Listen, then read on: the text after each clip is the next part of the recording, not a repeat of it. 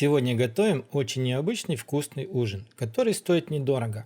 Готовится легко и просто, а получается так необычно, что вы даже не можете себе представить. Всем привет, друзья! И для начала мы будем готовить маринад. В небольшую тарелку или же пиалку добавляем 1 чайную ложку соли, пол чайной ложки молотого черного перца, 1 чайную ложку молотой паприки, 1 чайную ложку любой приправы курица, 3 чайные ложки или же 1 столовую ложку соевого соуса и еще чуть больше половинки чайной ложки сушеного молотого чеснока. Аккуратно все хорошо перемешиваем до однородного состояния.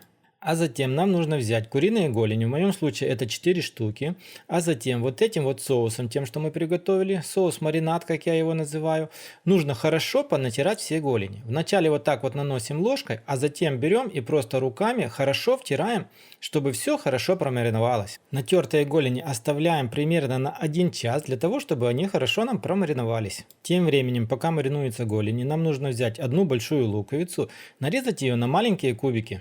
И вместе с луковицей нам нужно еще взять 3 зубчика чеснока и тоже постараться их измельчить. Нарезанный лук и измельченный чеснок отправляем на раскаленную сковородку и обжариваем все до золотистого цвета. Затем берем форму для выпечки. Я сегодня использую керамическую и полностью весь обжаренный лук с чесноком отправляем на дно формы. И стараемся распределить равномерным слоем так, чтобы полностью все дно формы было покрыто вот этим вот луком с чесноком. Ну а дальше я беру 1,5 стакана риса, промываю его не менее нежели 3 раза. После того, как все промыл, хорошо сцедить воду и полностью весь рис отправляем в форму. Размещаем его так, чтобы он не смешался нам с луком. Равномерно его распределяем по всей форме, так, чтобы получился ровный слой. Далее я беру довольно-таки глубокую чашку, наливаю в нее где-то 380-400 грамм кипятка. В чашку нужно добавить примерно 1 чайную ложку соли и примерно где-то 30 грамм сливочного масла. Соль, масло и воду хорошо размешиваем до тех пор, пока полностью не растворится все масло. Во время того, как будете размешивать, воду нужно еще будет добавить немножко молотого черного перца. И опять-таки все хорошо размешать. Ну а после того, как вы все хорошо размешаете, берем вот так вот чашку и наливаем вот эту всю воду в рис. Нужно покрыть водой все так, чтобы вода стояла примерно на 1 сантиметр выше за рис. Если же вы увидите, что у вас вода еще остается в чашке, ее использовать не нужно. В моем случае вода у меня еще немножко осталась. Дальше берем наши замаринованные голени и аккуратно укладываем наверх вот так вот на рис, прямо в воду. Ничего страшного,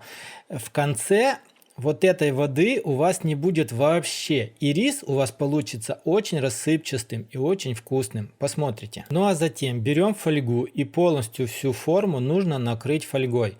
Аккуратно прикрывайте так, чтобы нигде ничего у вас не повредилось. Фольгой нужно покрыть всю форму и ни в коем случае нигде в фольге не проделайте отверстия. Ну а после того, как вы накроете аккуратно все фольгой, отправляем нашу форму в разогретую духовку до 200 градусов на 45 минут. Через 45 минут нам нужно открыть духовку и снять фольгу с нашей формы. После того, как вы снимете фольгу, вы увидите, что рис немножко приподнялся и вода вся исчезла. Оставляем нашу форму вот так вот еще на 15-20 минут. Через 20 минут достаем все из духовки. Получается вот такая вот красота. Даем ему немножко остыть и можно подавать на ужин к столу. Аккуратно распределяем в тарелки на равномерные порции, либо же кто сколько сможет скушать. Но я вас уверяю, что если вы приготовите 1 раз вот так вот рис, я думаю, что вы будете готовить его еще и еще, потому что получается все просто бомбически вкусно. Ну что ж, друзья, на этом у меня сегодня все. Вот такой вот красивый, необычный и очень вкусный ужин у нас получился.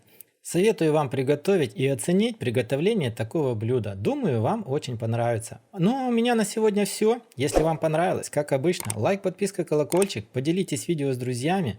Пишите комментарии свои мнения, вкусно или невкусно у вас получилось. Ну а мы с вами встретимся, как всегда, в следующем ролике. Всем пока, всем до скорых встреч.